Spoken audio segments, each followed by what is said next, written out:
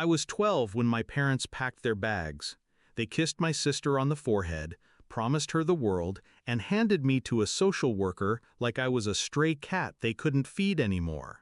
No tears, no hesitation, just a quick, cold goodbye. "Be good," my father muttered. Then they turned, hand in hand with my sister, off to chase dreams of fame and money. That was the last memory I had of them as parents. Years in foster care harden you. You learn to survive without affection, without security. I taught myself to smile when I was invisible, to fight when I was cornered, and most importantly, to never forget. And I didn't. When the email arrived years later, I almost laughed. Subject: "We need your help." I opened it out of morbid curiosity. There they were, my parents. Faces older, beaten down, eyes hollow. Their business had collapsed. The travel had stopped. The sister they had crowned as their golden child had moved overseas and cut ties. They had nothing. And suddenly, I was useful again. At first I ignored them. But then the calls began. Unknown numbers. Messages filled with guilt-laced pleas. "We were young and stupid. You're still our child. We need you." Need. That word lingered. I had once needed them, and they walked away. Now the wheel had turned. I didn't answer right away. Revenge isn't served through impulse. It's crafted, simmered, sharpened until every piece cuts perfectly. So I planned. The first step was to be seen. I replied warmly, like the forgiving child they imagined I still was. "It's been so long. Of course I'll help you." They cried on the phone. My mother's voice cracked. My father coughed through his apologies. They begged for a place to stay, a chance to start over. I welcomed them with open arms. When they arrived, they looked smaller than I remembered. Poverty had stripped them of arrogance. They hugged me as though we had never been apart. "I knew you'd understand," my mother whispered. I smiled. She mistook it for forgiveness. Step 2, I gave them comfort. A guest room in my house, a fridge stocked with food, clothes they could wear. I introduced them to neighbors as my family. I let them feel safe, fed, and cared for. But I also gave them work. "You'll feel better if you contribute," I said.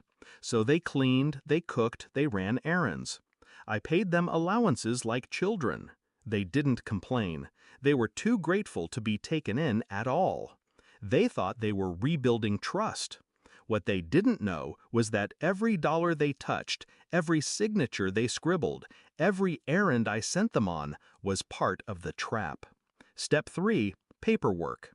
While they scrubbed dishes, I had them sign routine forms. Rental agreements, job applications, bank authorizations. They didn't read. Why would they? They trusted me now, their savior. But in reality, those signatures bound them to debts they didn't understand. Credit cards, utility bills, rental contracts, all under their names, none under mine. And slowly, I moved money around. Small, deliberate transfers.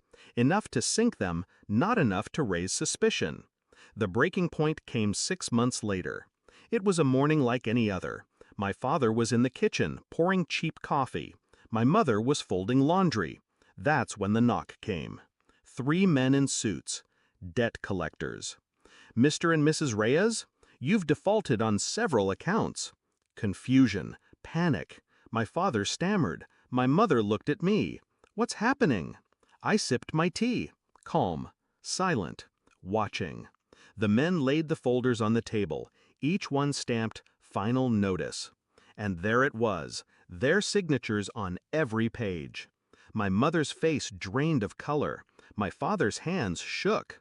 This must be a mistake." "No mistake," I finally said.